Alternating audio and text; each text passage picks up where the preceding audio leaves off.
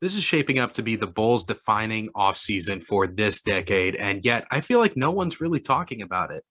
Maybe it's because this was their first somewhat competitive season in several years, or maybe it's the fact that the organization's evaluation for where they are at as a franchise and where the NBA community feels they are just in totally different ballparks. NBA fans and just the community in general, myself included, feel like this past season was a nice story, but really nothing more than that. It's just hard to get really excited about a team that can't beat the top tier teams in the league and only won one game in the playoffs. On the other hand, the organization seems to feel like they're basically already there, maybe just one significant move away from being a title contender. And the Bulls front office likely feels like, hey, we were the first seed for a minute last season. And maybe if we don't have to deal with just an onslaught of injuries, we would have been right there.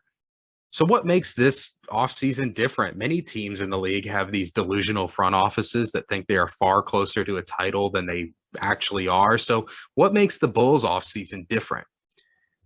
This Bulls offseason represents like a Jekyll and Hyde situation. There is a version where the Bulls absolutely take their next step as a franchise next season and move into a situation where they're in the mix with real possibilities that teams like the Nets and the 76ers are losing star players this offseason. And then you got teams like the Bucks and the Heat. They continue to get older. The Bulls could absolutely be in a position to jump right into the mix if they are smart with their offseason. Now, there also exists a world where this team takes a huge step back next season due to some irreparable damage, in some cases that the organization caused directly, and in other cases, it wasn't their fault at all. So let's get the bad news, worst case scenario out of the way first. And this is the world where Zach LaVine doesn't resign. And I know there have been multiple reports that LaVine plans to resign with the team, but we have seen multiple star players across the years say one thing and then do a completely different thing in regards to free agency or requesting a trade. And unlike those other star players, LaVine hasn't promised that he's going to be returning to the Bulls. He's, in fact, the only thing he's really said regarding it is that he plans to, quote, enjoy free agency, which as a Bulls fan, that has to start to sound like your significant other saying something like, oh, hey, I just enjoy swiping on Tinder or browsing these online dating sites. I'm not actually going to talk to anyone. It just sounds like he's looking for a way out, looking for an exit plan. And if he does walk out the door, I 100% blame this organization. They've been playing hardball with him throughout his entire tenure with the team when it comes to a max contract. So his feelings might be hurt over that. I don't think it's out of the question that he would feel a little undervalued by this organization.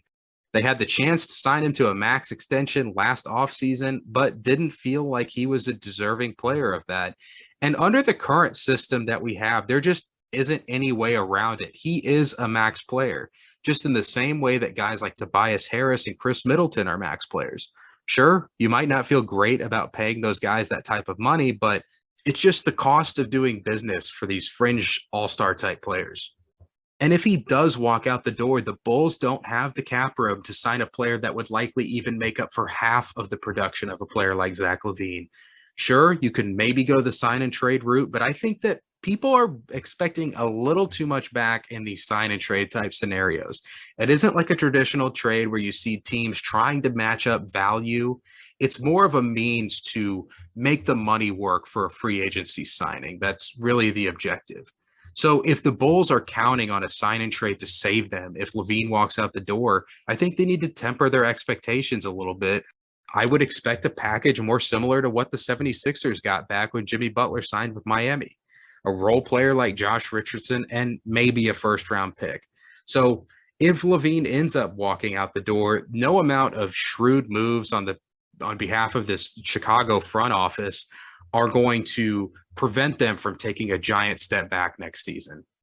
Even if it is likely that Zach LaVine re-signs, until he actually signs on the dotted line, I just wouldn't treat this as if it's a guarantee. We have seen too many crazy things happen in this league over the years to believe that.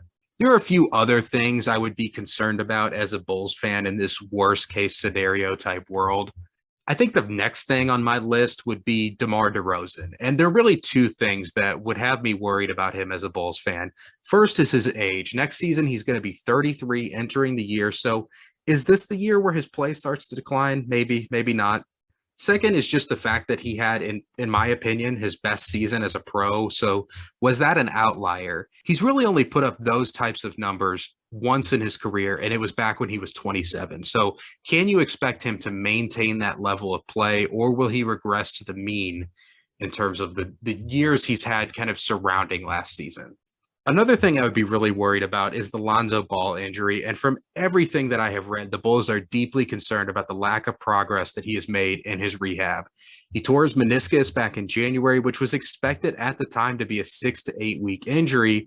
However, now it's June and he's still experiencing pain in that knee. Last season, he was the guy taking on the toughest defensive matchups for this group. And you can easily make the case that he was the team's best defensive player. Offensively, it's rare to find pass first point guards in today's league, and Lonzo is absolutely one of those guys. He's excellent at making the pass ahead on the break, and in the half court, he moves the ball quickly. It just never sticks in his hands for too long. He's just the type of player that makes winning plays. So it's really no surprise that once he went out, the team's play really suffered. So if this ends up being a career altering type injury, either the type of injury that keeps him in and out of the lineup for extended periods of time, or the type that just affects the type of player he can be, either is bad news for the ceiling of this team. 6'5" pass first point guards who hit threes at a solid clip and play lockdown defense just don't grow on trees. The rest of the concerns I have for this team, be it specific players or just the general construction of the roster, are things that can absolutely be fairly easily addressed in the offseason. So let's move on to the more positive or perfect world type scenario, the one where Zach LaVine resigns, DeMar DeRozan continues to play at an all-NBA level, and Lonzo Ball comes back 100% healthy. And if this is the world that we end up living in, the Bulls are actually set up really well with some younger players and tradable contracts to make some pretty significant upgrades on their roster. The Bulls already have plenty of scoring punch with guys like LaVine and DeRozan, and defensively on the perimeter with guys like Lonzo Ball, Alex Caruso, and Javonte Green. They absolutely have the makings of a solid defensive team. But they have one huge hole, and it's at center in that rim protection slot. And earlier in the year, I made the case for that being the most important position and most important thing to have right in basketball, and I absolutely stand on that sentiment. Despite some really solid perimeter defenders on this team, this Bulls group was only ranked 23rd in defensive rating last season. And that old cliche that defense wins championships is absolutely true in the NBA. In the last 40 years, there have only been 3 teams who have won titles who are not top 10 in defensive rating. The 01 Lakers, who were ranked 21st, the 95 Rockets, who were ranked 12th, and the 18 Warriors, who were ranked 11th. Every single one of those teams I just mentioned had won the title in the prior season where they were ranked top 10 in defensive rating. The Rockets, their prior season, where they also won the title, were ranked second. Lakers first, Warriors second. So it's safe to say they were mailing it in, or at the very least, the defensive rating in their title defense run was not indicative of the type of defensive team they were. So the Bulls have to address this center spot. I just don't see any way for any team, no matter who they have patrolling the perimeter, to be an elite defensive team without someone who can protect the basket and prevent the opposition from getting easy buckets. And it's not as if Nikola Vucevic is a bad player, because he most certainly is not, but he's just sort of out of place with this roster. His scoring just isn't needed on a team that already has Zach LaVine and DeMar DeRozan. You really just want to create space for those guys to play one-on-one on the offensive end. And while Vooch can space the floor and hit a three here and there, he really hangs his hat on his low post scoring. And with DeRozan as already a pretty good post scoring option at the wing, the things that Vooch does well just aren't needed on this Bulls team, and he isn't bringing anything to the table that the Bulls are in desperate need of. And even though it was a pretty underwhelming year statistically for Vooch, I think that it was mostly due to lack of opportunities and lack of having things catered to him, as opposed to real regression on his part. So when you combine that with the fact that he's only making $22 million for next season on an expiring contract, he should be fairly easy to move, and there should be some teams that are interested in his services. More good news for Bulls fans. This is one of the best off seasons that I can remember to add that rim protecting big guy. The Jazz have not made it any secret that they're shopping Rudy Gobert, and he seems to make the most sense for me for this Bulls team. I know hating Rudy has sort of become the norm in the NBA fandom, and for good reason. I certainly understand it. For a player who struts around the way that he does and makes the type of money that he does, you would expect him to bring something to the table offensively, but that just isn't really the case. Now, for all the things that Rudy Gobert doesn't do, what he does do is exactly what Chicago needs, and that's defend the rim. He is an all-time defensive player. There's no way around it. The type of guy that transforms your team defensively overnight. No matter who else you have out there, you're at least going to be a solid defensive team with Rudy Gobert in the lineup. We saw that on full display with this Utah season. The perimeter defenders out there for the Jazz were about as effective at defending the opposition as cones are during drills. And despite that, the Jazz were still 10th in defensive rating. So if Gobert can do that with this putrid perimeter defense like the Jazz, imagine what he could do with defenders like Alex Caruso and Lonzo Ball. Heck, even Zach LaVine has really improved on the defensive end.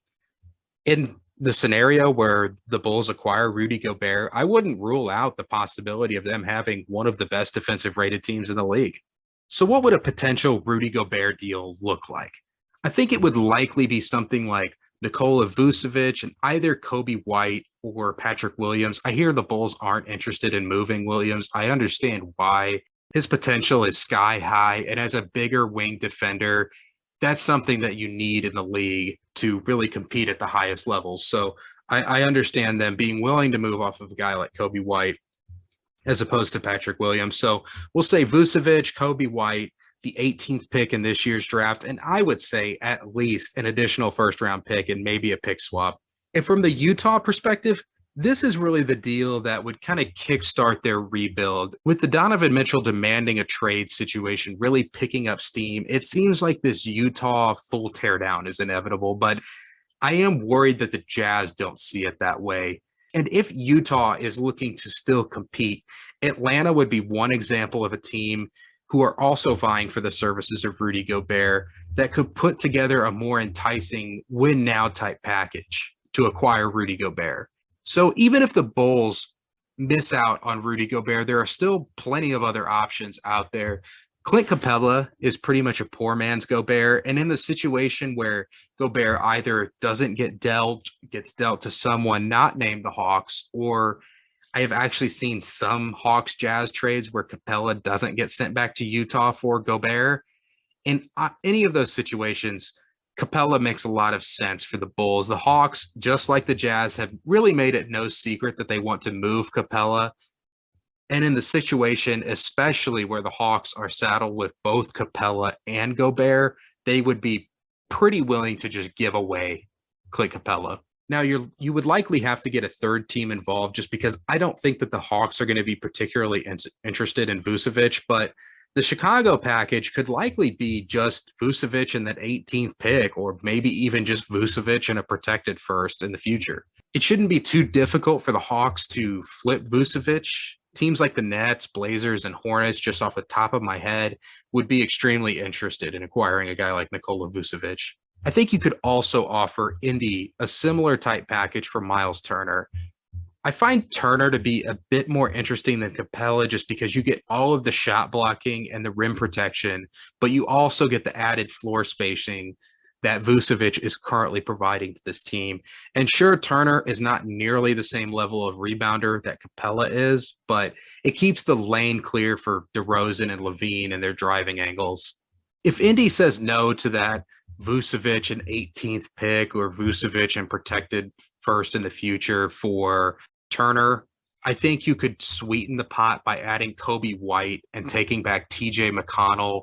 White's a young player. He's also on an expiring contract. McConnell's got something like 2 or 3 years left on his deal. So that might be enticing to Indiana to just get off of his money and acquire a young player back. And I do hate throwing Kobe White in every single one of these deals because I do like him, but he's just pretty expendable on this roster with guards like Lonzo Ball, Alex Caruso, Ayo Dosunmu, and even Levine and DeRozan are able to play guard in a pinch. There's just so many options that you can get away with giving up a guy like Kobe White. And based on my understanding of the Stepien rule, it seems like their first round picks outside of this season are tied up until something like 2026. So Kobe White is likely going to have to be the pot sweetener in any potential deal. Now, if the Bulls are looking to go the more risky route with a young, less proven option, they could either go for somebody like Mitchell Robinson or Mo Bamba via free agency this offseason. You might even be able to sign either under that mid-level exception, but in the case that you can't fit them under that, you can always leverage that 18th pick or Kobe White or even a second round pick to get either of those teams, be it the Knicks or the Magic, to help you out in some type of sign and trade. You're likely going to have to send something back to them anyway, because both the Knicks and the Magic have the chance to match any offer through restricted free agency. So that would be a cheaper and less resource intensive option. The last option I have for them is to bank on the draft. I've seen a few mock drafts with either Jalen Duren or Mark Williams or both falling to that 18th pick, but I just don't see a world where Duren falls that far. And I think it's even a stretch for Mark Williams to fall that far in the draft. So there's always the option to trade up. Williams in particular looks like an out-of-the-box rim-running, shot-blocking type big. So I think that would absolutely be an option. And salary-wise, this would represent the least level of financial commitment, and resource-wise, trade asset-wise, like the Bamba and Robinson option, it wouldn't take a lot to pull this off. And then in both of those options, you can take that Vooch contract and either future draft picks or Kobe White, and you can make a big splash on the wing. You could add guys like Jeremy Grant, Tobias Harris, Harrison Barnes, Jonathan Isaac, Kyle Kuzma. But if it were up to me, I think it's too risky to bank on a rookie or a young, unproven player like Mo Bamba or Mitchell Robinson. This roster is ready to win now with DeRozan in his mid-30s and guys like Lonzo and Levine entering their primes. So I would push the chips in to acquire a guaranteed rim protector. It's just too large of a hole on this team to ignore or take chances with and end up not addressing it. Other than that, the Bulls really just need a backup big also. So I would look to grab someone super cheap to fill that slow, lumbering ogre type big guy role. Someone like Dwayne Dedman, Dwight Howard, just as a couple examples, just a big ugly to play a handful of minutes a game. I think it's also important that they grab some flexibility and add a small ball five. So that might be the perfect use for that mid-level exception to bring a guy like Thad Young back. I really do feel like they have enough at the guard and on the wing to be a competitive team. So other than really rounding out the roster with some quality minimum guys, I don't think that they need to add anything too significant at either of those positions. The center spot was just such a hole for them last season. I feel like it needs their full attention this offseason. And the Bulls have every chance of taking the next step as a franchise next season, but there's still a lot up in the air for them. And it feels like post-Michael Jordan era, every time this Bulls group gets close to being a contender, things fall apart, like the Derrick Rose Bulls, just as an example. So will the ghosts of the past and the ghosts of last season continue to haunt them and cost them what is potentially a bright future? Or will things finally break their way and allow them to take their spot back amongst the most successful teams in the league?